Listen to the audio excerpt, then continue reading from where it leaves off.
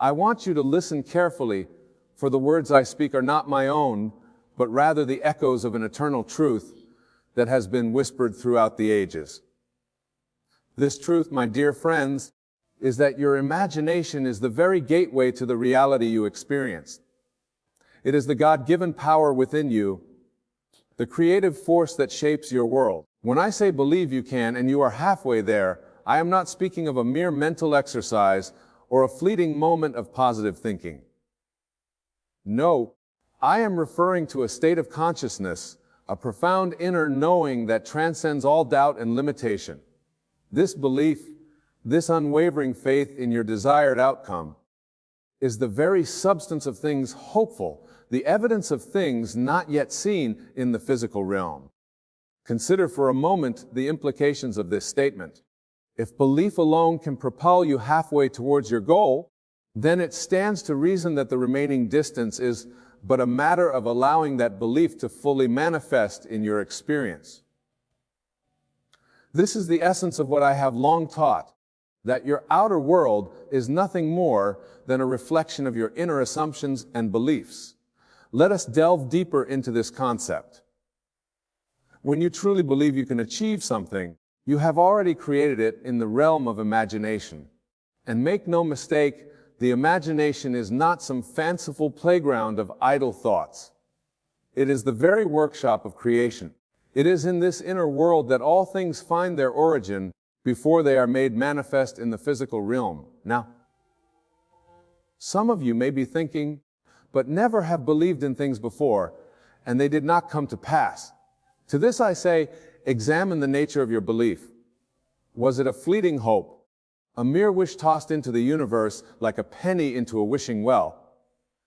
Or was it an unshakable knowing, a conviction so strong that you live from the joy, experiencing the joy and satisfaction of your desire fulfilled even before its physical manifestation?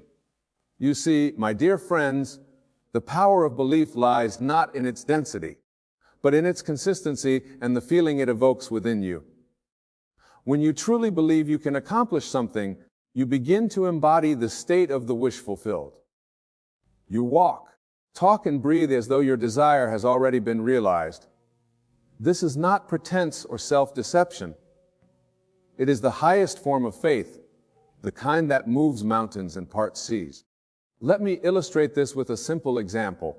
Imagine you desire a new job, one that fills you with purpose and provides other glitz. The conventional approach would be to search for openings, send out applications, and hope for the best. But this is not the way of the awakened imagination. Instead, I urge you to assume the feeling of already having this ideal job.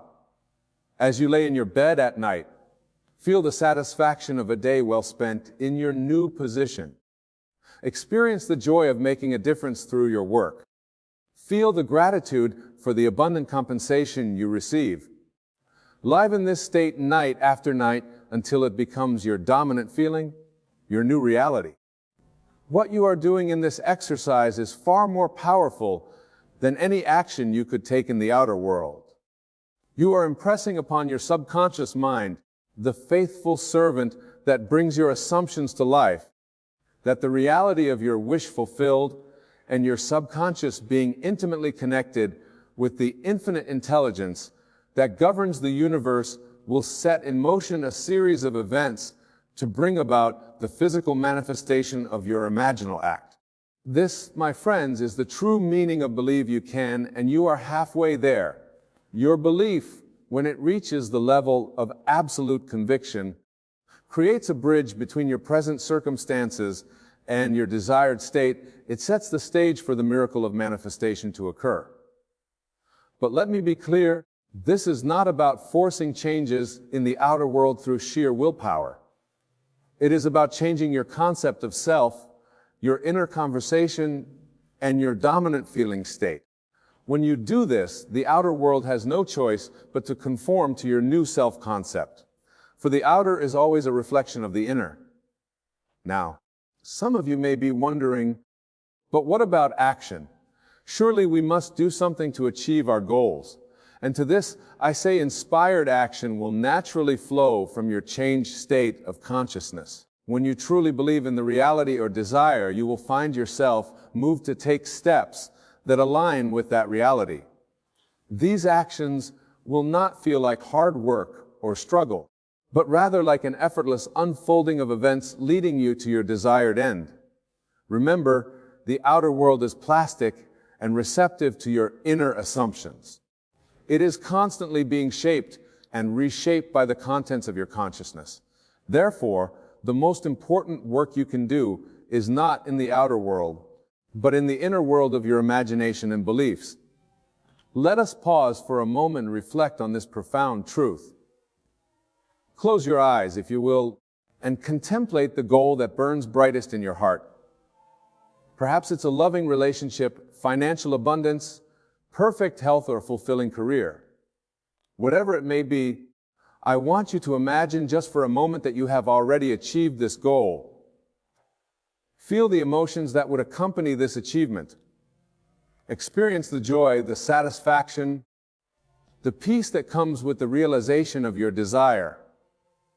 As you sit there embodying the feeling of your wish fulfilled, know that you are engaging in the highest form of creative prayer. You are declaring to the universe, this is who I am, this is my reality.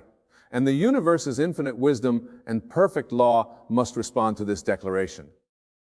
Now, open your eyes and carry this feeling with you. Let it infuse your thoughts, your words, and your actions. For in doing so, you are living from the end. And this is the secret to bringing your desires into manifestation. But I caution you, do not be discouraged if you do not see immediate results in the outer world. Remember, you are dealing with the invisible realm of causes, not the visible world of effects. Your task is to remain faithful to your imaginal act, to persist in the assumption that what you desire is already yours. This persistence, this unwavering faith in the face of contrary evidence, is what separates those who master the art of conscious creation from those who remain at the mercy of circumstance. It is easy to believe when all outer conditions support your belief. But it is in those moments when your senses deny your assumption that your faith is truly tested and strengthened. In the Bible, we find a perfect illustration of this principle in the story of Joshua and the walls of Jericho. For 6 days, Joshua and his army marched around the fortified city, blowing their trumpets, but seeing no change in the impenetrable walls.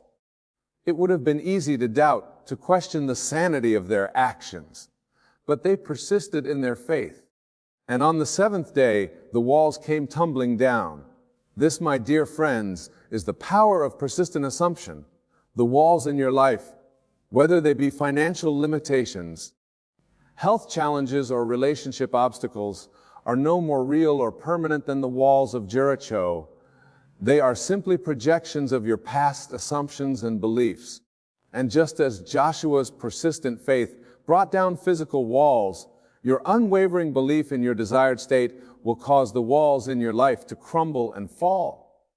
But remember, it is not the physical act of marching or blowing trumpets that brings down the walls. It is the inner conviction, the absolute faith that the walls must fall because God has decreed it so. And who is this God that decrees such things? It is all wonderful human imagination, the divine spark within you that has the power to shape reality itself. Now, let us address a common misconception. Many believe that to achieve their goals, they must wrestle with current circumstances, fight against what is a struggle mightily to effect change. But I tell you, this approach is not only exhausting, but also counterproductive. For in fighting against your current reality, you are given power, acknowledging its permanence and thus perpetuating its existence. Instead, I urge you to adopt a different approach. Rather than fighting against what is, simply assume that what you desire to be is already a fact. Live from that assumption and watch as your outer world begins to shift and change to match your inner conviction. This, my friends, is the true meaning of the phrase, the battle is not yours but God's. The battle is not fought in the outer world of effects, but in the inner world of causes. Your task is not to make things happen, but to assume the feeling of the wish fulfilled and allow the infinite intelligence within you to bring about its manifestation in ways that you may not even be able to imagine. Let me share with you a personal experience that illustrates this principle. Many years ago, I found myself in dire financial straits.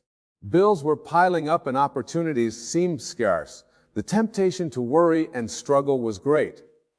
But instead of succumbing to anxiety and frantic action, I chose to apply the principle I am sharing with you today. Each night as I lay in my bed, I assumed the feeling of financial abundance. I felt the joy of paying my bills with ease. I experienced the satisfaction of helping others from my overflow. I lived in my imagination as a man of wealth and generosity. I persisted in this assumption night after night, regardless of the seeming lack in my outer world. And then, my friends, the miracle unfolded. Within a matter of weeks, opportunities began to present themselves. A forgotten debt was repaid, and I'd expected speaking engagement came my way. My financial situation transformed so rapidly and dramatically that those around me were astounded. But I knew the source of this transformation. It was not luck or chance, but the natural result of my changed consciousness. This experience taught me a valuable lesson that our outer world is nothing more than a shadow, a reflection of our inner assumptions. Change the assumption, and the shadow must change.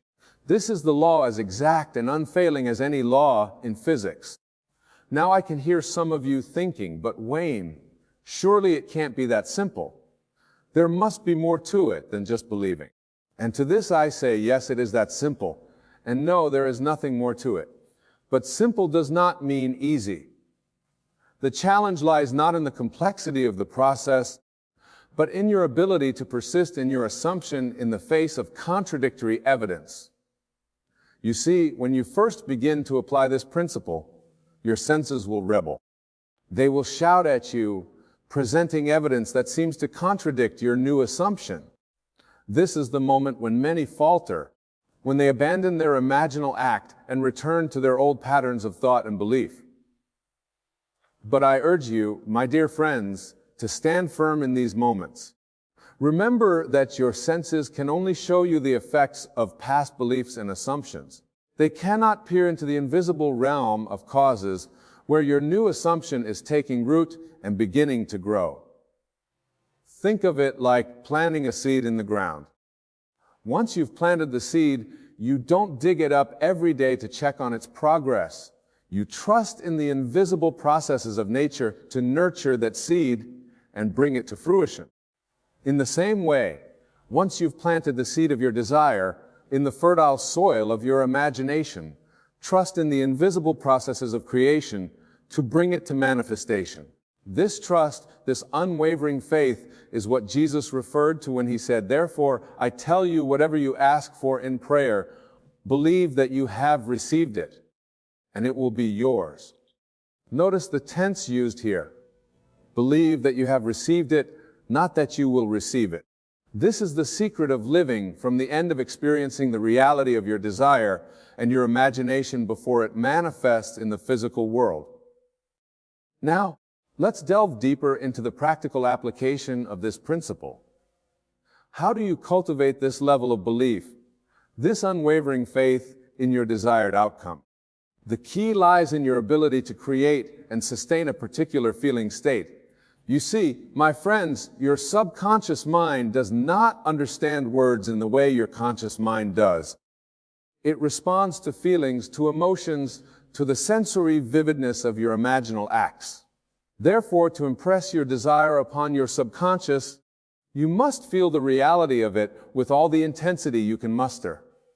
Let's say, for example, that you desire a loving, harmonious relationship. It's not enough to simply repeat affirmations or visualize scenes of togetherness. You must feel the love, the warmth, the deep connection as though it were already a reality in your life. As you lie in your bed at night, feel the presence of your beloved beside you. Experience the comfort that they embrace, the sound of their loving words, the joy of shared laughter. Make this imaginal act so real, so vivid, that when you open your eyes, you're almost surprised to find yourself alone. This is the level of sensory vividness, of emotional intensity, that impresses your desire upon your subconscious mind and sets the wheels of manifestation in motion. But remember, this is not a one-time exercise.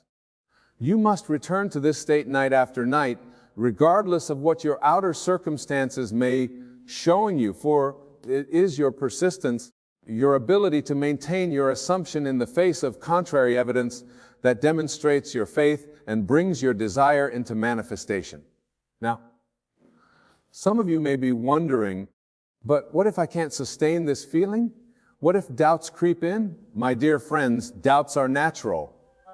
They are the protest of your senses, the habits of your old consciousness asserting themselves. Do not fight these doubts for inviting them. You give them power. Instead, gently but firmly return to your assumption. Redirect your attention to the feeling of your wish fulfilled. Think of it like training a puppy. When the puppy wanders off, you don't scold it or become frustrated. You simply gently bring it back to where you want it to be. In the same way, when your mind wanders into doubt or negative thinking, gently but firmly bring it back to the feeling of your wish fulfilled. This practice, this constant returning to the state of your wish fulfilled, is what is meant a biblical injunction to pray without ceasing. It doesn't mean to constantly repeat words or petitions, but to maintain a state of consciousness, a feeling state that aligns with your desire. As you practice this, you will find that it becomes easier and more natural. What once required effort will become your default state. You will begin to live from the assumption of your wish fulfilled, and as you do, you will witness the miraculous unfolding of events in your world to match your inner conviction. But I caution you, do not become attached to the way in which your desire manifests. Your role is to assume the state of the wish fulfilled.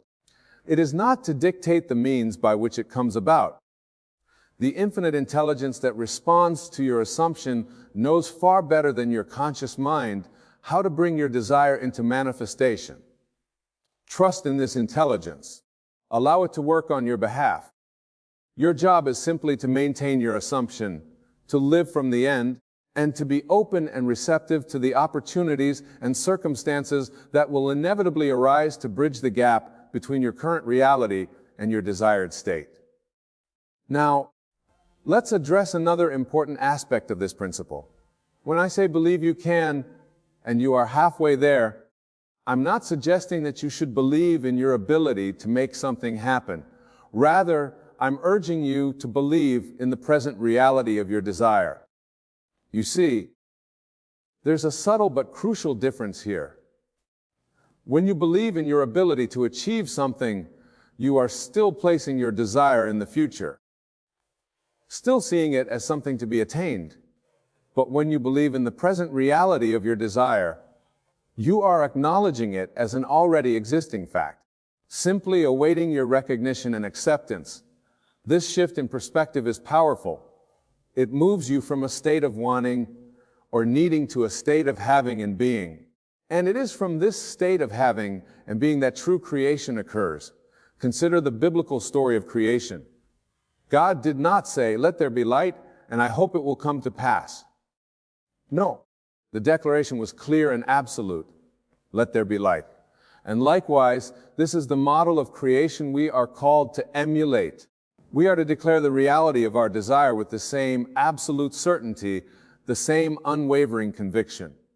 When you do this, when you assume the feeling of your wish fulfilled with complete faith, you are exercising your divine creative power.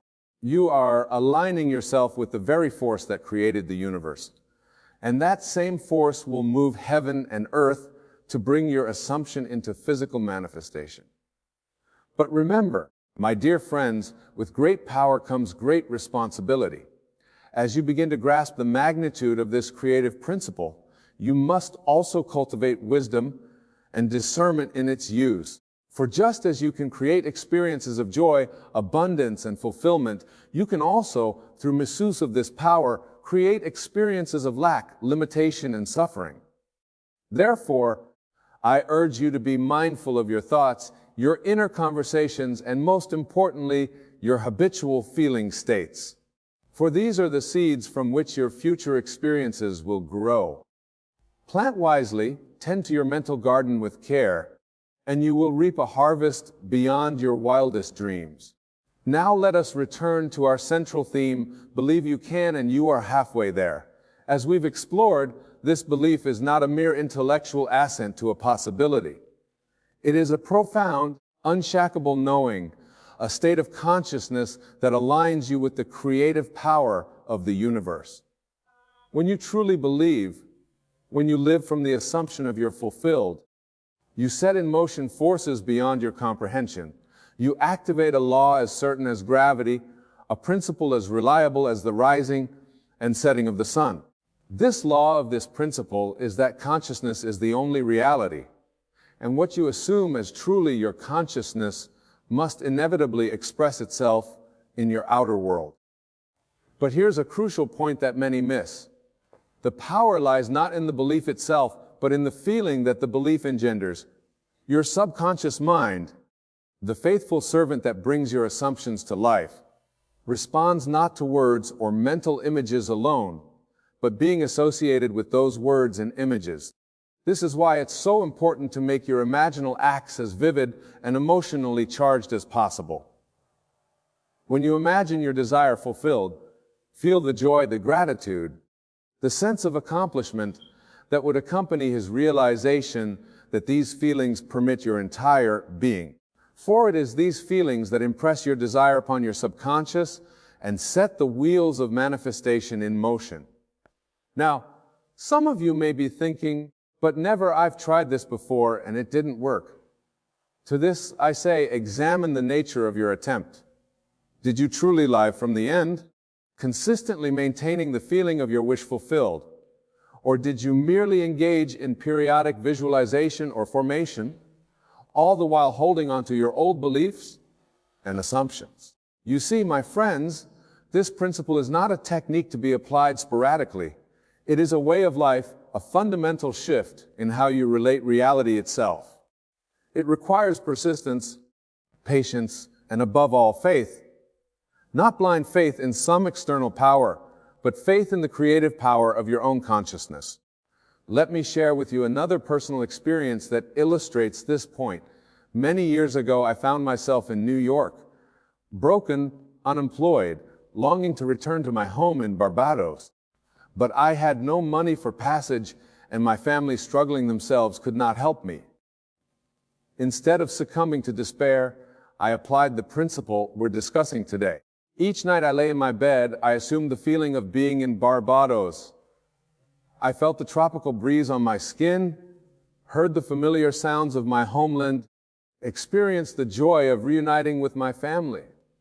I lived in my imagination as though I were already there.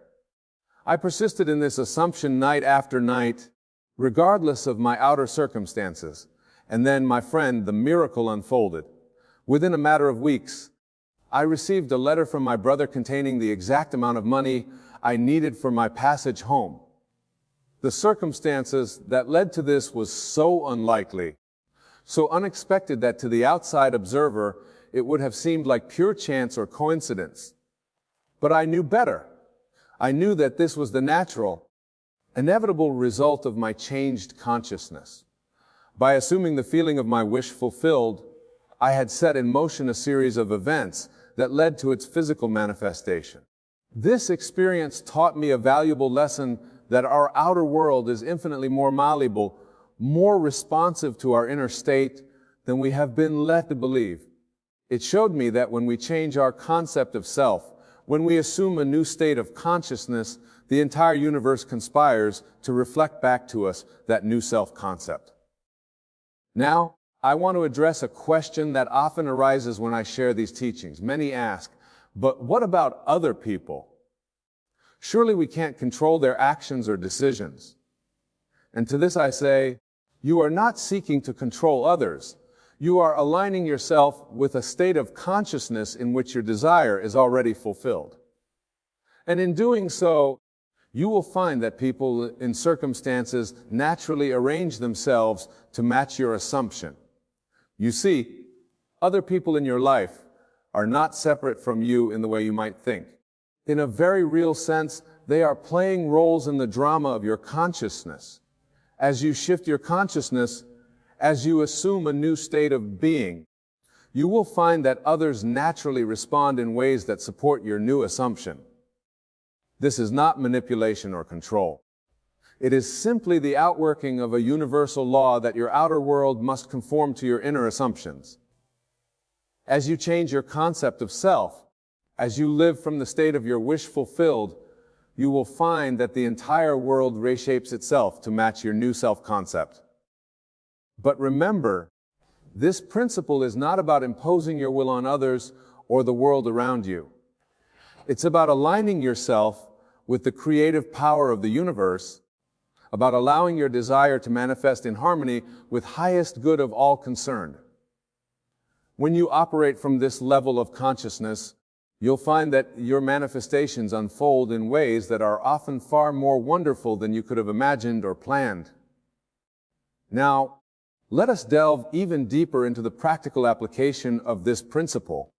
How do you maintain your assumption, your belief in the face of contrary evidence? How do you persist when your senses scream that what you're assuming isn't true? The key, my dear friends, lies in understanding the nature of time. You see, time as we experience it in the physical world is an illusion. In the realm of consciousness, in the world of imagination, all possibilities exist simultaneously. The state you desire to experience is not something in the future. It exists now in this eternal present moment. Your task is simply to shift your consciousness to align with that state. Think of it like tuning a radio. All stations are broadcasting simultaneously, but you can only hear the one to which your radio is tuned. In the same way, all possible states of being are available to you right now. By assuming the feeling of your wish fulfilled, you are tuning your consciousness to the frequency of desire. But here's the crucial point. You must stay tuned to that frequency. You must persist in your assumption, regardless of what your senses or your current circumstances are telling you. This persistence, this unwavering faith is what bridges the gap between your current reality and your desired state. Now, I can hear some of you thinking, but Nibble, this sounds like self-deception. Aren't we just fooling ourselves? To this I say what you call self-deception is actually the highest form of truth. For in assuming the feeling of your wish fulfilled, you are isling yourself a reality that already exists.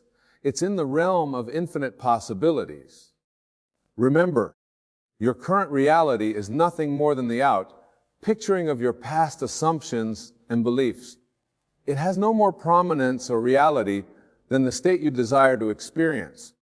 The only difference is that you're giving the power of your belief far bigger. But the moment you shift your belief, the moment you begin to live from the assumption of your wish fulfilled, you set in motion a new sequence of events. You activate a new pattern of manifestation. And if you persist in this new assumption, it must inevitably express itself in your outer world. This, my friends, is the true meaning of faith. It is not blind belief in something unseen. It is the evidence of things not seen, the substance of things hoped for. When you have true faith, when you live from the state of your wish fulfilled, you are not hoping for something to happen in the future. You are acknowledging a reality that already exists and allowing it to express itself in your experience. Now let me address another common concern. Many ask, what if my desire doesn't manifest immediately? What if I don't see results right away? To this I say, patience, my dear friends. Remember, you are dealing with the invisible realm of causes, not the visible world of effects. When a farmer plants a seed, he doesn't dig it up every day to check on his progress. He trusts in the invisible processes of nature to nurture that seed and bring it to fruition. In the same way, once you've planted the seed of your desire in the fire of soil, Soil imagination, trust in the invisible processes of creation to bring it to manifestation. Your outer world may not change overnight, but I assure you the moment you assume a new state of consciousness, things begin to shift. Opportunities arise, circumstances align, people enter your life, all in service of bringing your assumption into physical reality. Your task is simply to persist in your assumption, to maintain the feeling of being of your wish fulfilled, regardless of appearances, for it is your persistence that demonstrates your faith. And it is your faith that moves mountains. Let me share with you one final thought on this subject. The phrase "believe you can" and "you are halfway there" implies a journey, a process of becoming. But I want you to understand that in the realm of imagination, in the world of consciousness, there is no journey, there is only being. When you truly believe, when you fully assume the stake of your wish fulfilled, you are not halfway there, you are already there. The outer manifestation of your desire is simply the shadow catching up to the substance of your belief. This understanding liberates you from anxiety, from the constant striving and struggling that characterizes so much of human existence. It allows you to rest in the assurance that what you desire is already yours, already a fact in the realm of consciousness, simply awaiting your recognition and acceptance. So, my dear friends, as we conclude this discourse, I urge you to take these words to heart. Understand that you are not a helpless victim of circumstances, but a powerful creator shaping your reality through the power of your assumptions and beliefs. Believe you can, yes, but more than that, believe you are. Assume the feeling of your wish fulfilled, live from that assumption, persist in that state of consciousness, the process of appearances, and watch as the miracle of manifestation unfolds in your life. Remember, the world is yourself pushed out. What you see and experience is nothing more than the reflection of your own consciousness. Change your consciousness and you change your world. Go forth now armed with this knowledge, this understanding of your true creative power. Apply these principles in your life, test them, prove them to yourself. For in doing so, you will discover the truth of who you really are, a divine being created in the image and likeness of God, with the power to shape your reality according to your highest ideas and deepest desires. Believe you can, and you are not just halfway there, you are already there in the realm of pure potential, pure creativity. Your task now is simply to allow that inner reality to express itself in your outer world. Go in peace, go with power, go with the absolute assurance that what you desire is already yours, for in truth it always has been. You need only to awaken to this reality and claim your divine inheritance. Thank you, and may your life be a living testimony to the creative power that resides within you. My dear friends, imagine yourself seated here in this very moment, fully aware of the immense power that resides within you. Can you feel it? That gentle stirring in your heart, the whisper in your mind telling you that you are more than what you see in the mirror. That, my dear, is the voice of your true self, the God within you, urging you to awaken to your divine nature. Tonight we shall embark on a journey of self-discovery, a journey to the realization that the only person truly worthy of your undivided attention is yourself. For in focusing on yourself, you unlock the door to infinite possibilities and step into the realm of your desires made manifest. Let us begin by understanding a fundamental truth. The world you treasure but a reflection of your inner state. Every person, every circumstance, every triumph and every setback is but a mirror showing you the contents of your own consciousness. When you waste your time focusing action of others on the opinions of the world, you are merely chasing shadows, my friends. You are looking at the reflection and forgetting the source. But I say unto you, turn your gaze inward, for it is within that the wellspring of all creation. The King you of heaven is within you, and it is time you claimed your rightful place on that throne. Now some of you might be thinking, But Wayne, how can focusing on myself be the answer? Isn't that selfish to you? I say this, there is no greater act of love, no greater service to the realize the God within you. For when you focus on yourself, truly focus on your inner being, you are focusing on God, and in doing so, you elevate not just yourself, but all of creation. Consider for a moment the amount of time you spend euphoria about things beyond your control, the hours wasted in idle gossip, in comparing yourself to others, in fretting over what might be. Can you see now how this is a misuse of your divine creative power? Every moment spent in such futile pursuits is a moment stolen from purpose to imagine and create the life you desire. My friends, the time has come to stop this wasteful behavior. The time has come to redirect your attention to where it truly belongs, to your imagination, to your inner world, to the God within you. For it is only by doing so that you can hope to change your outer world. Let me share with you a profound truth. Your imagination is the very workshop of God. It is the place where all things are conceived before they are born into the physical world. When you focus on yourself, on your inner world, you are essentially focusing on this divine workshop. You are learning to use the tools of creation that have been bestowed upon you. Imagine for a moment that you are a skilled craftsman. Would you waste your time watching others work, criticizing their techniques, or worrying about output? Of course not. You would focus on your own craft, owning your skills, perfecting your art. This is exactly what I am asking you to do in your life. Your life, my dear friends, is your craft. Your consciousness is your workshop, your most potent tool or product of your craft. It is nothing less than the reality you experience. So I ask you, why waste your precious time and energy on anything else? Why dilute your focus with trivial matters when you have the power to shape your entire existence?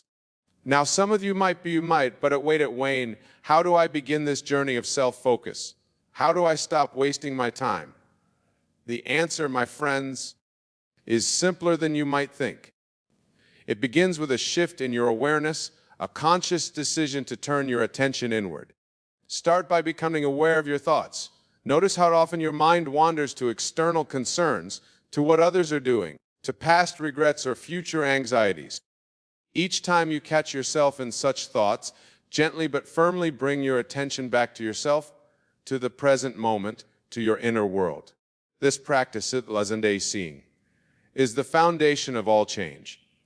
For you see, your outer world can only change when your inner world changes first. And your inner world can only change when you give it your undivided attention. As you begin to focus more on yourself, you will start to notice the immense power that has always been within you. You will begin to see that the circumstances of your life are not random occurrences, but direct manifestations of your inner state. This realization, my friends, is the key to unlocking your true potential. For when you understand that your inner world creates your outer world, you will naturally want to spend more time cultivating your inner garden. You will want to focus on yourself, not out of selfishness, but out of a deep understanding that this is the most effective way to create positive change in your life. And now let's delve deeper into what it truly means to focus on yourself. It is not, as some might believe, about indulging in every whim or desire. It is not about becoming self-centered in the negative sense of the world. No, focusing on yourself is about becoming intimate to nature with the God within you. It is about understanding that you are not separate from the creative power of the universe, but an integral part of it. It is about recognizing that the same force that creates worlds and moves planets flows through you, waiting to be directed by your conscious mind. When you truly focus on yourself, you begin to see that your desires are not random or trivial. They are divine impulses urging you towards the full expression of your true self. Each desire is a seed planted in your consciousness by God, waiting for you to attention and bring it to fruition. So I say to you, stop wasting your time on frivolous pursuits. Stop squandering your divine creative power on worry, doubt, and fear.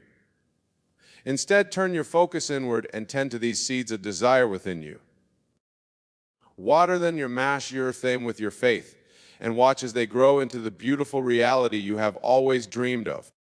Remember, my dear friends, that time is the most precious rose you have.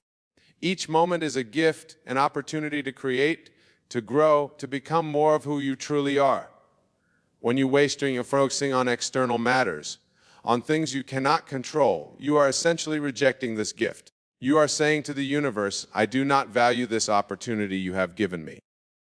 But when you focus on yourself, when you direct your attention to your inner world, you are honoring this gift. You are saying, I recognize the power within me, and I choose to use it wisely. This, my friends, is the true meaning of gratitude. It is not merely saying thank you for what you have, but using what you have been given to its fullest potential. Now some of you might be thinking, but Wayne, I have responsibilities. I have a job, a family, obligations. How can I focus on myself without neglecting these to you? I say this focusing on yourself does not mean ignoring your duties or isolating yourself from the world. It means forming all your actions from a place of inner awareness, from a state of alignment with your true self. When you focus on yourself in this way, you bring the power of your awakened consciousness to everything you do. Your work becomes not a means to earn a living, but an expression of inner creativity. Your relationships become not obligations, but opportunities to express the love that you are. Every aspect of your life becomes infused with the divine power that flows through you. This, my friends, is the secret to living a truly fulfilling life, is the key to stop wasting your time and start using it in a way that aligns with your highest purpose. For when you focus on yourself, on your inner world, you are focusing on the very source of all creation. And from this source, all good things flow. So I urge you, commit to focusing on your inner world, on the God within you. Commit to stop wasting your time on external concerns or trivial matters. Commit to nurturing the seeds of your desires with the power of your imagination. For in doing so, you are not just changing your own life, you are changing the entire world. Because as you will come to realize, the world is you pushed out. Every change you make within yourself is reflected in the world around you.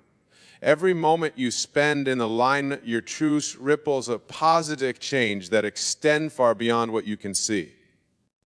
This is the true power of focusing on yourself. This is the magic that happens when you stop wasting your time and start using it to explore the infinite potential within you. This is the mirroring from the state of the wish fulfilled, of knowing that what you desire is already yours in the realm of imagination. My friends, the time for change is now. The power is within you. The choice is yours.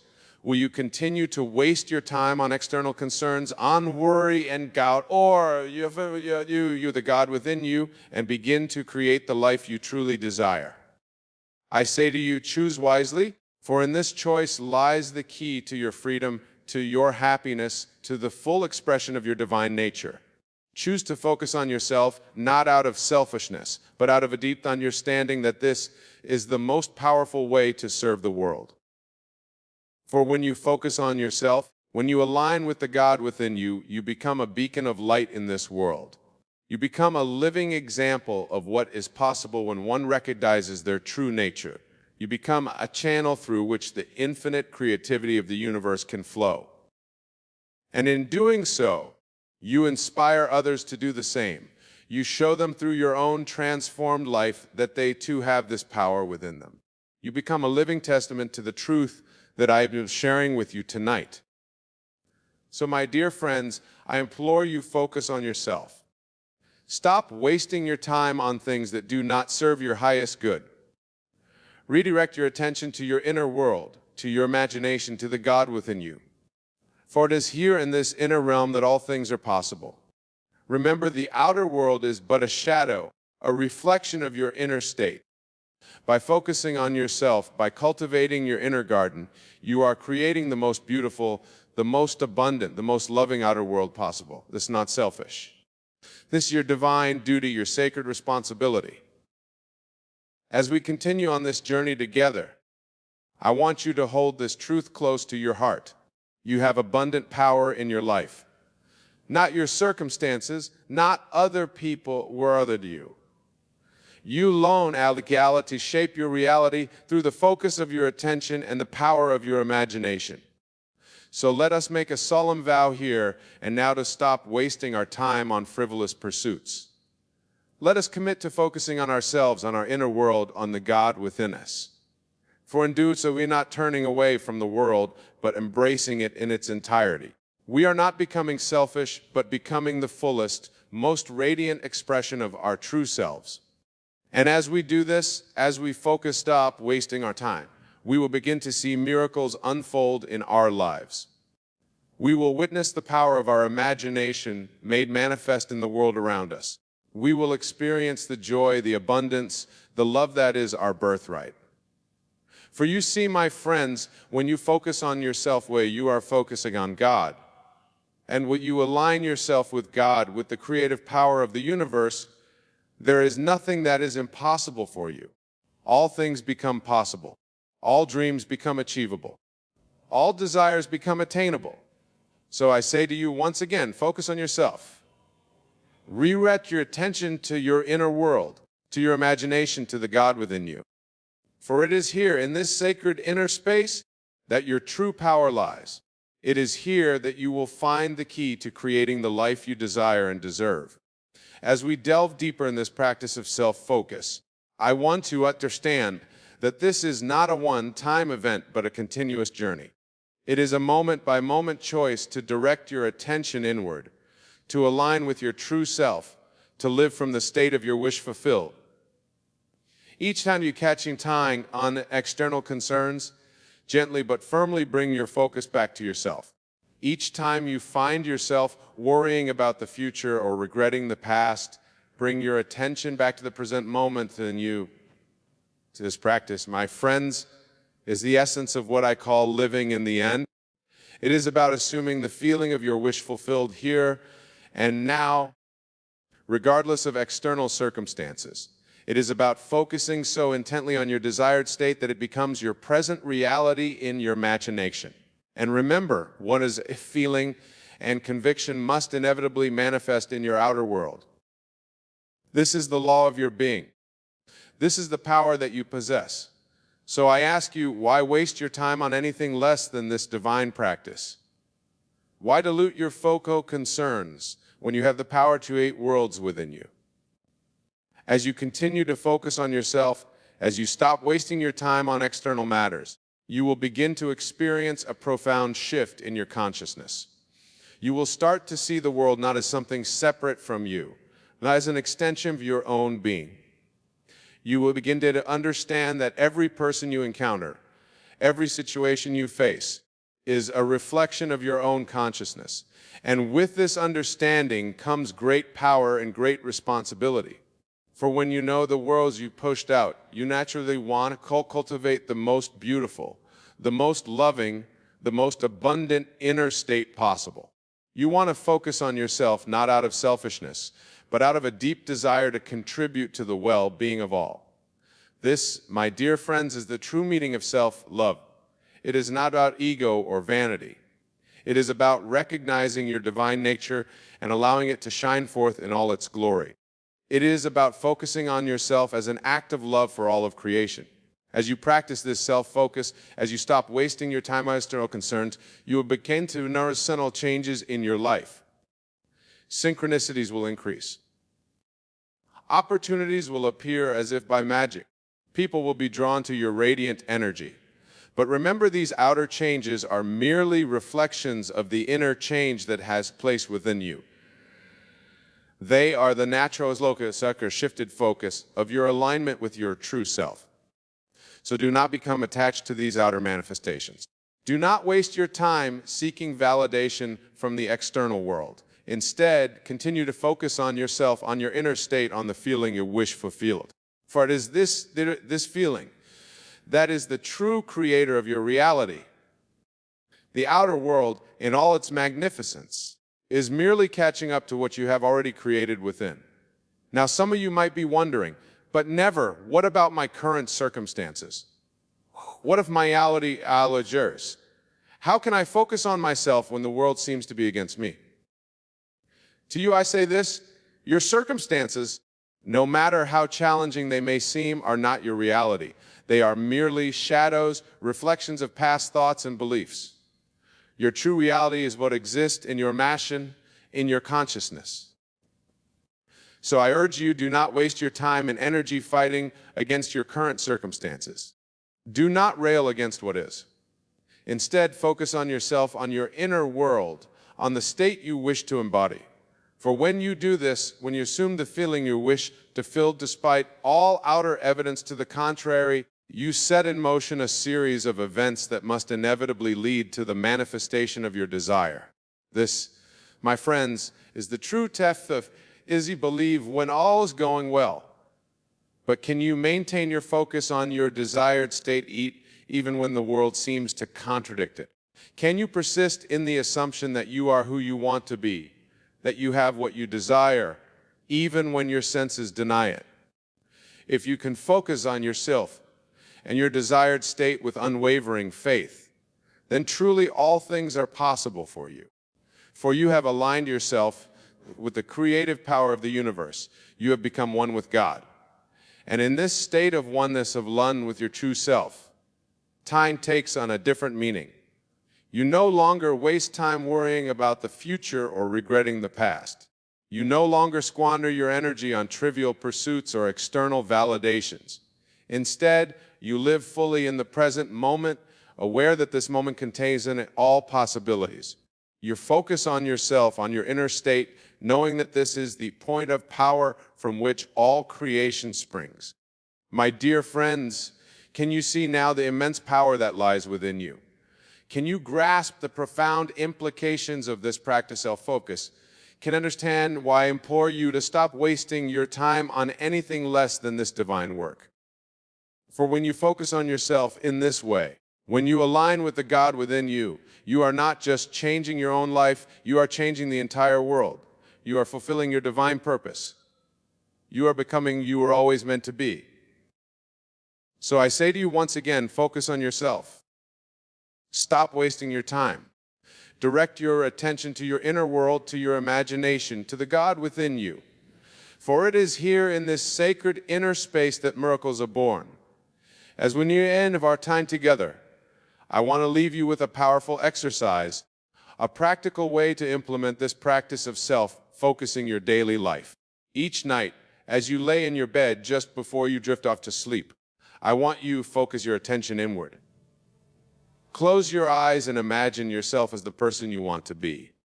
See yourself living the life you desire. Feel the joy, the satisfaction, the fulfillment of your wish realized. Do not simply visualize these things as distant possibilities. Experience them as present facts. Feel the naturalness of being in this desired state. Let every cell of your body vibrate with the conviction that this is who you are now. As you fall asleep in this state, you are impressing these images, the feelings upon your subconscious mind. You are planting seeds in the fertile soil of your consciousness, seeds that must inevitably grow into the reality of your waking life. And when you wake in the morning, before you engage with the outer world, take a few moments to recall this state. Feel once again the naturalness of being the person you want to be, of living the life you desire. Carry this feeling with you throughout your day. This, my friends, is how you focus on yourself. This is how you stop wasting your time on external concerns and trivial matters. This how you align with the God within you and become the conscious creator of your life. Remember, your imagination is the workshop of God. It is the place where all things are conceived before they are born into the physical world. By focusing on yourself, on your world, you are essentially working in this divine workshop. You are using the tools of creation that have been bestowed upon you. So use these tools wisely. Use them with love, with joy, with unwavering faith. For as you do, you will begin to see your outer world transformed in ways you never thought possible.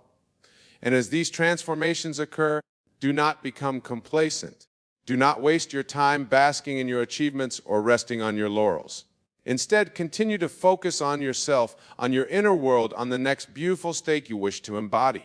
For you see, my dear friends, this journey of self-discovery, of self-focus, is never ending. There is always more to explore, more to create, more to become.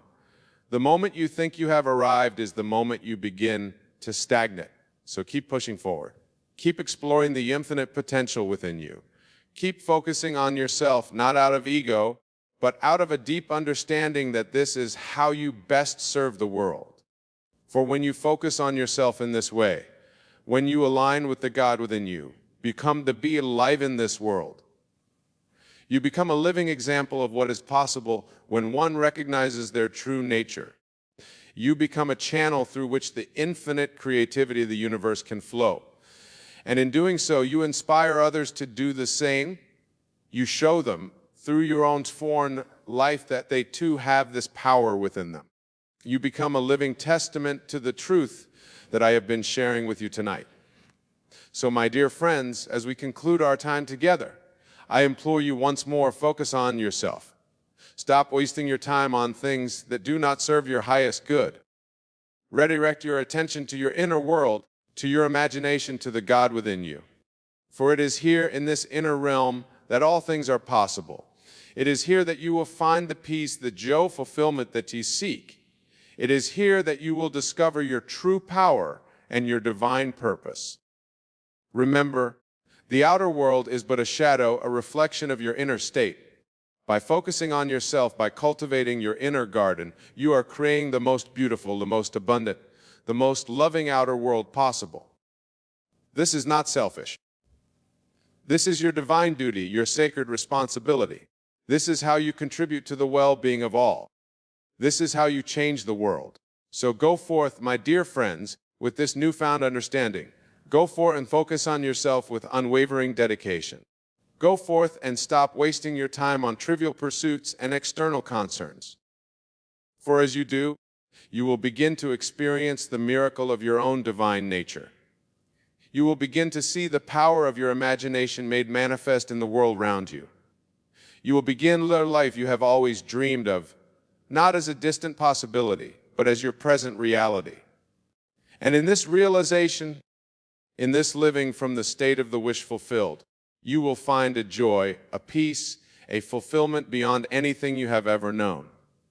For you will have discovered the ultimate truth: you are one with God, that you are the creator of your reality, that all power is within you. So focus on yourself, my dear friends. Stop wasting your time. Embrace your divine nature, live from the state of the wish fulfilled. For in doing so, you are not just changing your life, are changing the entire world. You are fulfilling your divine purpose. You are becoming who you were always meant to be. And in this becoming, in this alignment with your true self, you will find that time is no longer something to be wasted or saved. It becomes a joy of your continuous celebration of your oneness with God. So go now with my blessings and with the full knowledge of the power that resides within you. Go and focus on yourself. Go and create the life you desire. Do you know who you were always meant to be? For you are God's greatest creation. And in focusing on yourself, you are focusing on God. And in this divine focus, all things are possible. All dreams are achievable. All desires are attainable. Remember this truth. Live this truth. For in doing so, you are fulfilling your highest purpose and contributing to the evolution of all consciousness. Thank you, my dear friends, for your attention, for your willingness to embark on this journey of self-discovery with me. May you go forth and focus on yourself, dedication, knowing that doing so, you are aligning with the very power that creates worlds. God bless you all. You may wonder, what does it mean to do it alone? Is it a call to isolation? A rejection of the world around us? No, my beloved, it is quite the opposite. To do it alone is to recognize the divinity within you, to understand that you are the operant power in your world, and that all creation begins in the sanctum of your own mind. Consider for a moment the great masters throughout history. Did they not retreat into solitude to commune with the infinite Did not prophets venture into the wilderness to receive their revelations? Even the Christ, in his moments of greatest significance, withdrew from the crowds to pray alone. This, my friends, is the essence of doing it alone, not in physical isolation, but in the realization that you and you alone are the author of your life story. Let us delve deeper into this concept. When I say do it alone, I speak of the inner work, the labor of consciousness that no one else can perform for you. It is the intimate dance between your imagination and the infinite possibilities that lie dormant within you. This dance, this sacred communion, can only be experienced in the privacy of your own being. Think of it this way. When you enter a dream at night, do you bring others with you? No, you enter that realm alone, and in that state, you are the creator, the director, and the star of your nocturnal adventures. Your waking life, I assure you, is no different. You are dreaming it into existence with every thought, every assumption, every inner conversation. But some of you might protest, surely we need others in our lives. Surely we cannot exist in isolation. And to this I say, of course, the outer world, the people in your life, they are all vital and beautiful parts of your experience. But understand this, they are not the cause of your experience, they are the effect.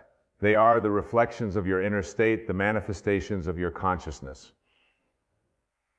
When you truly grasp this, when you internalize the knowledge that you are the efferent power, you will see that all the help you need, all the love you seek, all the success you desire, it all begins within you. You do not need to manipulate others or beg the world for favors.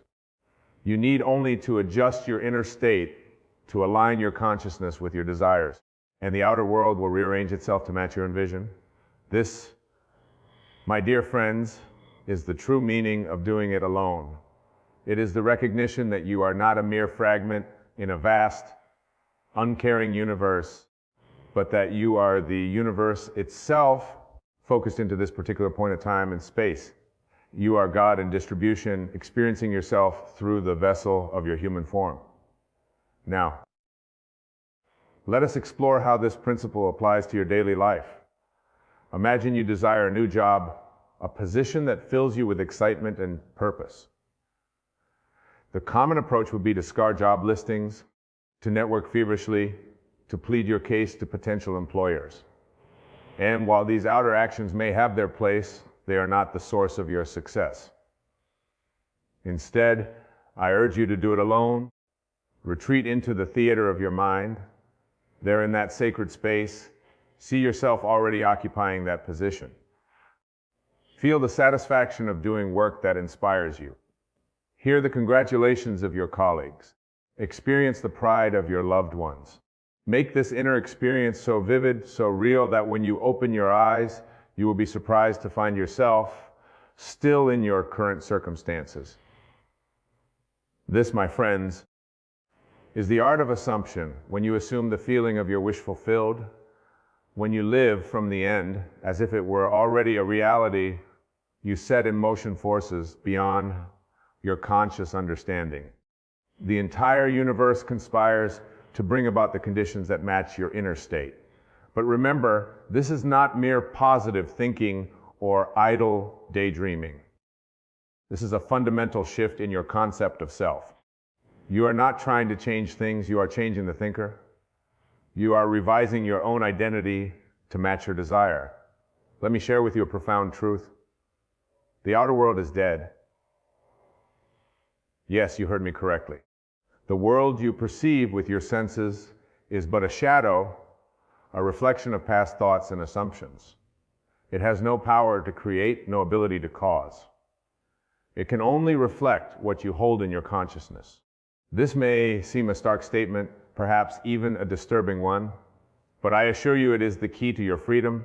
For if the outer world is dead, if it has no power to create or cause, then you are liberated from its seeming constraints. You are free to create anew, to assume a new state of consciousness, and to watch as the outer world reshapes itself to match your inner vision. This is why I implore you to do it alone. For in the solitude of your consciousness, in the privacy of your imagination, you hold the power to reshape your entire existence. No one else can do this for you. No external force can grant you this power. It is your birthright, your inherent nature as a creative being. Consider the great inventors and innovators throughout history. Did they not first conceive their creations in the solitude of their minds? Did not every great work of art, every scientific breakthrough, every technological marvel first exist as a seed in someone's imagination? These individuals understood, perhaps intuitively, the power of doing it alone. But let us be clear, doing it alone does not mean you must physically isolate yourself from others. It does not mean you should reject help or collaboration when it presents itself. Rather, it means that you recognize that the primary creative act occurs within you. The outer actions, the physical steps you take, are simply the outward expression of an inner conviction. Think of it this way. When you plant a seed in the ground, do you dig it up every day to check its progress? Do you attempt to force the sprout to emerge, to manipulate the leaves into unfurling? Of course not. You plant the seed, you provide the proper conditions, and then you allow the innate intelligence in that seed to do its work. Your desires, your goals, your aspirations, these are seeds you plant in the fertile soil of your consciousness. Your task is not to force them to manifestation through sheer will or endless action. Your task is to plant them properly, to nurture them with your assumption of their fulfillment, and then to allow them to grow and manifest in their own divine timing. This is the art of doing it alone. It is the recognition that you are the gardener of your own mind, the cultivator of our own reality. No one else can plant these seeds for you. No one else can assume the ceiling of their fulfillment on your behalf. This is your sacred duty, your divine right, and your ultimate power. Now, some of you may be thinking, but Wayne, what about the challenges I face? What about the obstacles in my path to this? I say these challenges, these obstacles, they are not what you think they are. They are not external forces conspiring against you. They are not proof of your limitations or your unworthiness. No, my dear friends, these challenges are invitations. They are calls to go deeper into yourself, to strengthen your conviction, to purify assumption. Every obstacle you face is an opportunity to do it alone, to retreat into the workroom of your imagination, and to revise your concept of self. Remember, the outer world can only reflect what you hold in consciousness. If you accept the obstacle as real, if you allow it to shake your conviction, then you give it power over you. But if you recognize it for what it truly is, a shadow, a reflection of past thoughts, then you can dissolve it in the light of your new assumption. This is why I often speak of revision. When you face a challenge or encounter an undesirable circumstance, do not accept it as final. Do not allow it to define your reality. Instead, in the privacy of your imagination, revise the event. See it unfolding as you would have preferred. Feel the relief, the joy, the satisfaction of this revised version. You might ask, but Wayne, how can I revise something that has already happened? To this, I say time is an illusion. The past, present, and future exist simultaneously in the eternal now of your consciousness. When you revise an event in your imagination, you are not changing the past in a linear sense. You are selecting a different version of events from the infinite possibilities that exist in the dimension of consciousness. This is the power of doing it alone. In the solitude of your mind, you can revise any event, reshape any circumstance, and redefine any aspect of your life. The outer world, bound as it is to reflect your inner state, must then rearrange itself to match your new assumption. But let us delve even deeper into this concept of doing it alone. It is not merely about manifesting specific desires or revising unwanted events. It is about a fundamental shift in your understanding of what you are. You see, my beloved, when I speak of doing it alone, I am pointing you towards the realization of your true identity. You are not the limited mortal creature you appear to be. You are not defined by your circumstances, your past, or the opinions of others. You are, in truth, the very essence of creation itself, temporarily focused into this particular point of view. This is why no one else can do it for you. This is why all the self-help books, all the motivational seminars, all the well-meaning advice from friends and family are potentially useful, can never be the source of your transformation. They can point the way, they can offer techniques and insights, but the actual work, the sacred labor of consciousness, can only be done by you alone in the depths of your being. Consider for a moment the story of Moses receiving the 10 Commandments. He did not bring the multitudes with him to the top of Mount Sinai. He ascended alone into the cloud of unknowing to commune with the divine. This story, like all great spiritual allegories, is not about an external historical event. It is about the inner journey that each of us must undertake. You, my dear friend, are Moses. The mountain is your own consciousness. The cloud is the mystery of your own being. And the commandments, they are the laws of your own nature, the principles by which you create your reality. But you must ascend alone. You must enter the cloud alone. You must receive the revelation alone. This solitary journey is not a burden, but a privilege. It is the recognition of your divine nature, your innate creative power.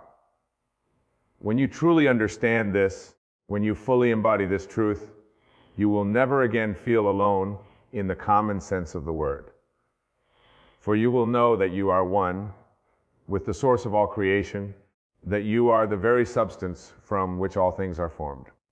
Now, let us consider how this principle of doing it alone applies to your relationships with others. Some of you might worry that this teaching promotes selfishness or isolation. Nothing could be further from the truth. When you learn to do it alone, when you recognize your own divine nature, you become capable of truly loving others. You see, most human relationships are based on need, on the belief that we are incomplete without the other. We seek in others what we believe we lack in ourselves. But when you know that you are complete, that you contain within yourself the fullness of being, then your relationships transform. You no longer approach others from a place of lack or need, but from a place of fullness and love. This is the paradox of doing it alone. It enables you to connect more deeply with others. For when you no longer need others to compete you can appreciate them for who they truly are. You can love them freely without conditions or expectations. You can allow them to be themselves without trying to change them to fit your needs. Consider the sun. Does it shine only on those it deems worthy? Does it withhold its light from those it judges undeserving? No, it shines on all equally, giving of itself freely and abundantly. This is how you will relate to others when you master the art of doing it alone. You will be like the sun, radiating love and creativity, not because you need anything in return, but because it is your nature to do so. But to reach this state, you must first do the inner work alone. You must confront your own shadows, face your own fears, and dissolve your own limiting beliefs. This is not always easy. It requires courage, persistence, and faith. But I assure you, my dear friends, the rewards are beyond anything you can imagine. For when you learn to do it alone, you discover that you are never truly alone. You realize that you are one with the creative power of the universe. You understand that all things are possible to you, for you are the very substance from which all things are formed. This is why I often speak of the state of wish fulfilled. When you enter into the feeling of your wish fulfilled, when you live from the end as if your desire were already a reality, You are doing it alone in the true sense. You are not waiting for external circumstances to change. You are not dependent on the actions or approval of others.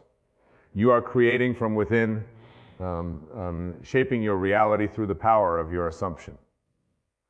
But remember, this is not about forcing or struggling. It is not about willpower in the conventional sense. It is about aligning yourself with the natural creative process of the universe. Just as a seed does not strain to become a tree, you do not need to strain to manifest your desires.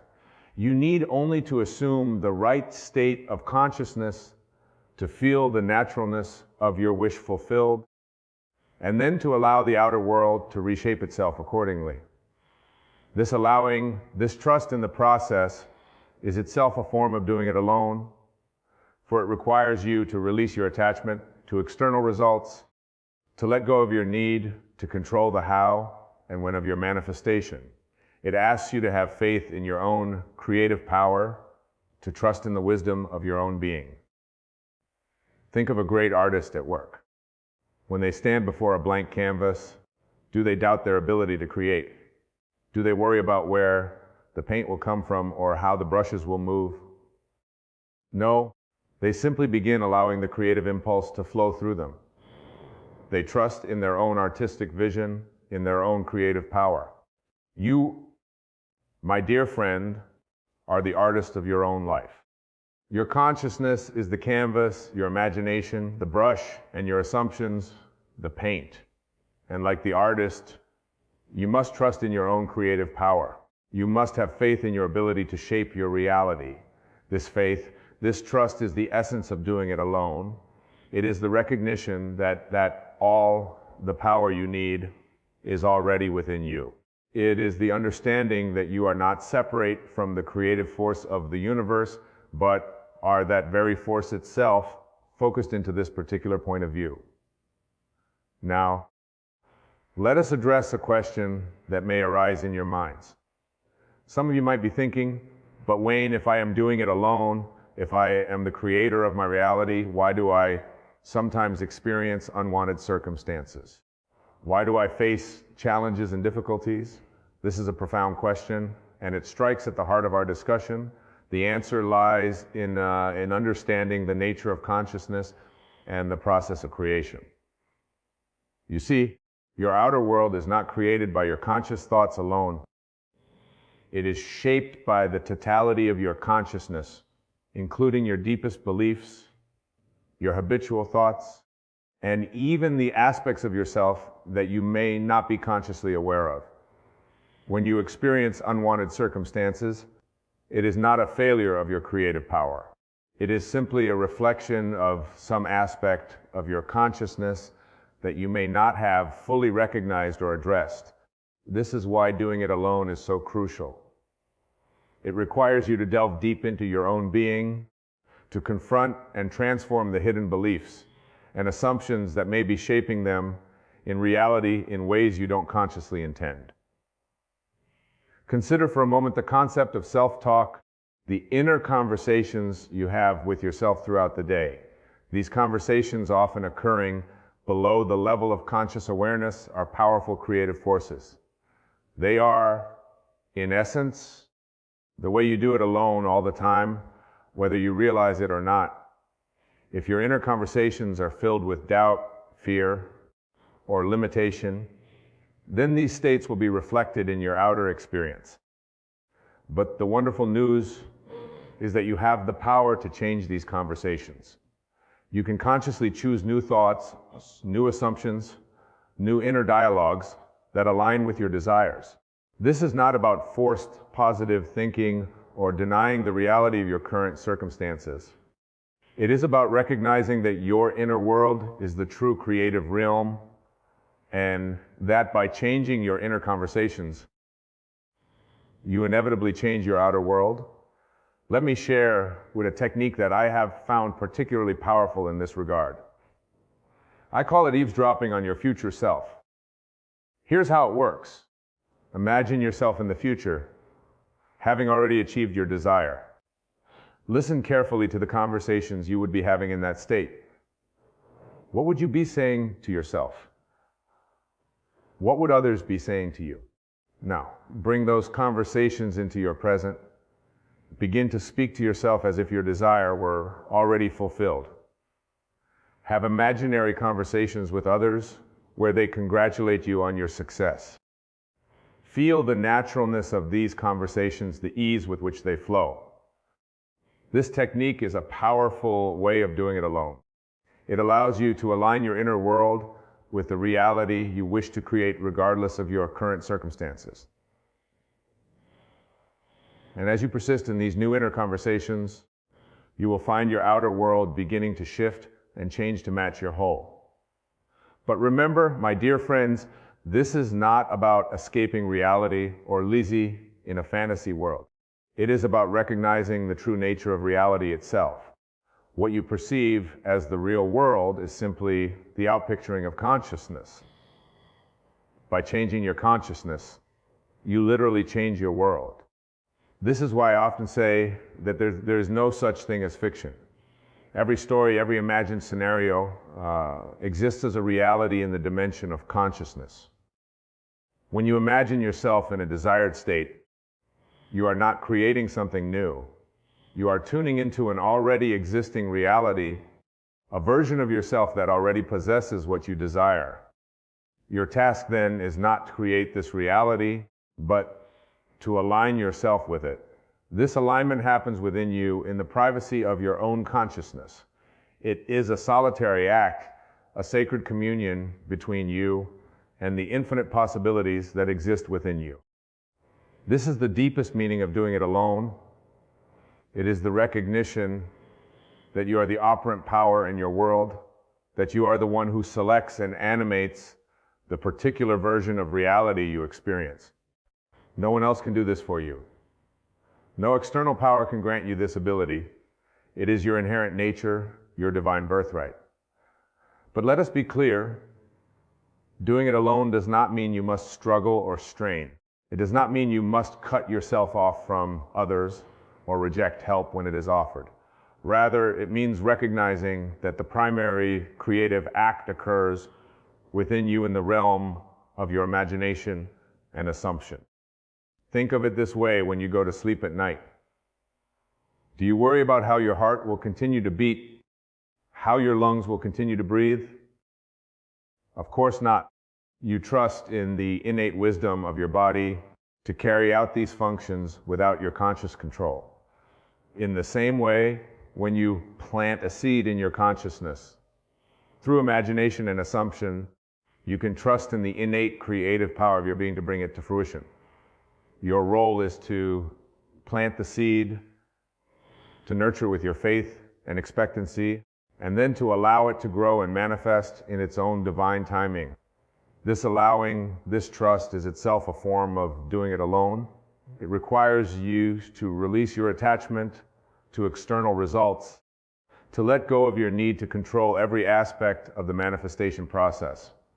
It asks you to have faith in your own creative power, to trust in the wisdom of your own being. Now, some of you may be wondering, but Wayne, what about action? Don't we need to take action in the world to achieve our goals?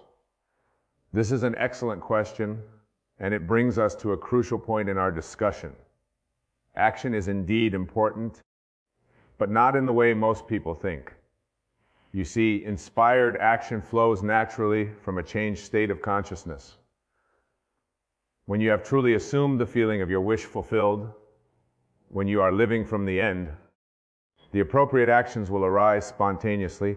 You will find yourself naturally doing the things that you desire, manifestation of your desire. This is very different from the common approach of trying to force results through sheer willpower or endless activity. Such forced action often comes from a place of lack or fear, and it rarely leads to lasting fulfillment. Instead, when you do it alone, when you change your state of consciousness first, your actions become effortless expressions of your new state of being.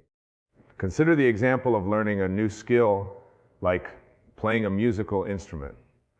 At first, your actions may feel forced and unnatural. You have to consciously think about every movement, every note.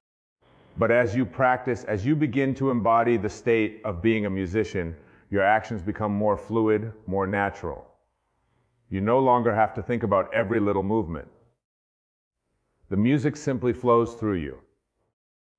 This is how manifestation works when you truly understand the principle of doing it alone. You don't force the outer actions. You change your inner state, and the appropriate actions flow naturally from that state. But there's an even deeper truth here, my dear friends. As you advance in your understanding and application of these principles, you may find that less and less outer action is required. For when you are truly aligned with your desire and consciousness, the entire universe moves to bring about its manifestation. This is what I mean when I say that creation is finished. All possible states, all possible versions of reality already exist in the dimension of consciousness. Your task is not to create these realities, but to select and animate the one you desire through your assumption and feeling. This selection, this animation happens within you. It is a solitary act, a sacred communion between you and the infinite possibilities that exist within you. This is why no one else can do it for you. This is why you must do it alone. But remember, doing it alone does not mean you are separate or isolated from the world around you. Quite the opposite. When you master the art of doing it alone, you realize your oneness with all of creation. You understand the entire universe is yourself pushed out, that every person, every circumstance in your life is a reflection of your own consciousness. This realization is profoundly liberating, for it means that you are not at the mercy of external circumstances. You are not a victim of fate or chance. You are the author of your own story, the creator of your own reality. But with this great power comes great responsibility. For if you are the creator of your reality, then you must take full responsibility for your life experience. You can no longer blame others for your circumstances. You can no longer see yourself as a victim of external forces. This responsibility may seem daunting at first, but I assure you it is the key to your freedom. For when you take full responsibility for your life, you reclaim your power to change it. You recognize that if you created your current circumstances through your assumptions and beliefs, you can create new circumstances through new assumptions and beliefs. This is the essence of doing it alone. It is the recognition that you are the operant power in your world, that you are the one who selects and animates the particular version of reality you experience. No one else can do this for you. No external power can grant you this ability. It is your inherent nature, your divine birthright. But let us delve even deeper into this concept. When I say do it alone, I am not just referring to the manifestation of specific desires or the achievement of particular goals. I am pointing you towards a fundamental shift in your understanding of who and what you are. You see, my beloved, you are not the limited mortal creature you appear to be. You are not defined by your body, your circumstances, or your personal history. These are but costumes you wear, roles you play in the grand drama of existence. Your true identity is far greater, far more magnificent than you can possibly imagine. You are, in essence, the very consciousness from which all things arise. You are the dreamer of this dream we call life. When you truly grasp this, when you fully embody this truth, the idea of doing it alone takes on a whole new meaning. For you realize that there is no other to rely on, no external source of power or wisdom to appeal to. You are it. You are all there is. This realization can be both exhilarating and terrifying. It means that you are fully responsible for your experience of life. It means that you can no longer blame others or circumstances for your situation. But it also means that you have the power to change anything and everything in your life. Consider for a moment the implications of this truth. If you are the dreamer of your life, then everything and everyone in your experience is a reflection of your own consciousness. The people you interact with, the circumstances you encounter, the very world you perceive, all of it is you pushed out. This is why doing it alone is so crucial. For if everything is a reflection of your consciousness, then the only place where change can truly occur is within you. Our reflection can only change when you change. But here's the beautiful paradox.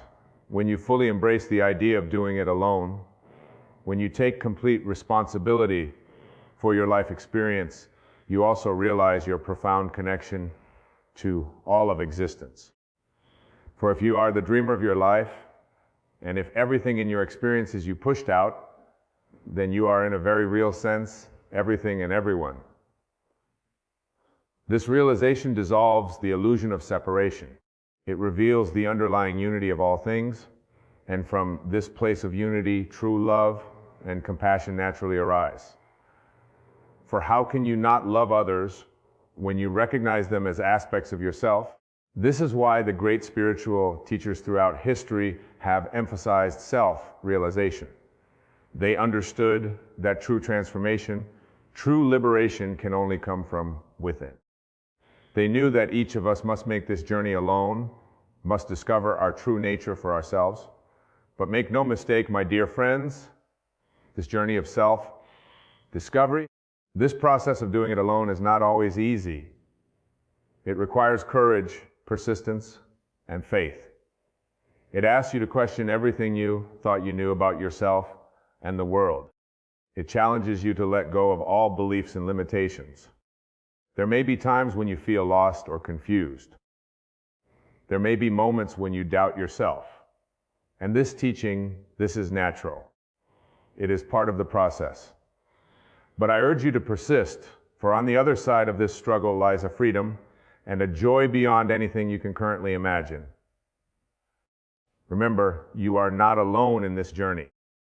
While you must do the inner work yourself, you are supported by the very universe you are creating. Every challenge you face, every obstacle you encounter is an opportunity for growth and self-discovery. It is your own higher self calling you to awaken to your true nature. As you continue on this path of doing it alone, you will begin to experience life in a completely new way. You will no longer feel at the mercy of external circumstances. You will no longer seek validation or approval from others.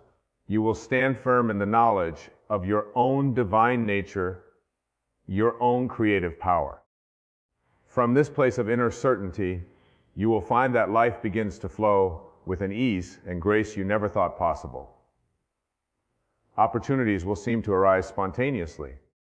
Desires will manifest with surprising speed and in unexpected ways. You will experience a deep sense of peace and fulfillment, regardless of outer conditions, but perhaps the most beautiful transformation will be in your relationships with others. As you learn to do it alone, as you discover your own completeness, you will no longer approach relationships from a place of need or lack. Instead, you will come from a place of fullness, of love freely given without condition or expectation. You will see others not as separate entities to be manipulated or controlled, but as beloved aspects of yourself, as unique expressions of the same consciousness that you are. This shift in perception will transform all your relationships, bringing a depth of love and understanding you may have thought impossible. And as you move through the world from this state of consciousness, you will naturally inspire others. Without effort or intention, you will serve as a living example of what is possible. Your very being will be a testament to the power of doing it alone, of taking responsibility for one's own consciousness. But remember, my dear friends, this is not about becoming some perfect, flawless being. It is about embracing all aspects of yourself, including your perceived flaws and weaknesses.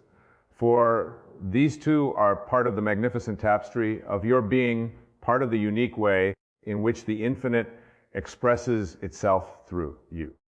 Doing it alone means loving all of yourself accepting all of your experiences as part of your journey of self-discovery. It means recognizing that even your mistakes and failures are opportunities for growth and deeper understanding. As you continue to apply these principles, as you persist in the practice of doing it alone, you will find that your entire perception of life begins to shift. What once seemed solid and fixed will reveal itself to be fluid and responsive to your consciousness. The world will become a living, breathing reflection of your Indian state.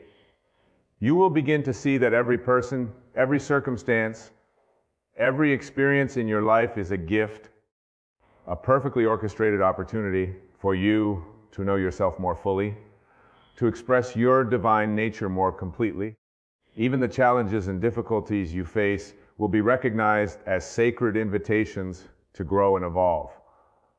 This shift in perception, this new way of experiencing life, is the true fruit of doing it alone. It is the realization of your divine nature, the embodiment of your creative power.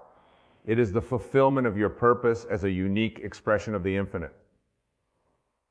But let me be clear, my beloved, the state of consciousness is not some distant goal to be achieved in the future. It is not something you need to strive for or earn.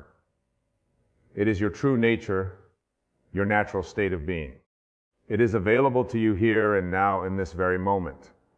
All that is required is a shift in your assumption, a change in your concept of self. And this shift, this change can only occur within you. It is something you must do alone. So I urge you, my dear friends, embrace this teaching. Take it into your hearts and minds. Test it in the laboratory of your own experience, for it is only through your own direct experience that you will truly understand the power and the beauty of doing it alone. Remember, you are not separate from the creative power of the universe. You are that very power focused into this particular point of view. You are the operant power in your world, the author of your own story, the creator of your own reality. Embrace this truth, live from this understanding, do it alone, and watch as your world transforms before your very eyes. And now, my beloved, as we draw this discourse to a close, I want you to take a moment to reflect on all that we have discussed. Feel the truth of these words resonating within you. Know that you have within you all the power you need to shape your life, to create your reality, to fulfill your deepest desires. Go forth from this place with a new understanding of your true nature, a new appreciation of your creative power. Let every thought, every feeling, every action be an expression of this truth, live from the state of your wish fulfilled, knowing that as you do so, you are shaping the very fabric of your reality. Remember, my dear friends, you are never truly alone, for you are one with the source of all creation, one with the infinite possibility that exists within consciousness. In doing it alone, you align yourself with this infinite power, this boundless creativity. So step boldly into your divine inheritance, claim your rightful place as a conscious creator, as a living expression of the infinite. Do it alone, and in doing so, discover your inseparable oneness with all that is. May your journey be filled with joy, with wonder, and with the deep satisfaction that comes from living in alignment with your true nature. May you always remember the power that lies within you, the divine creativity that expresses itself through you.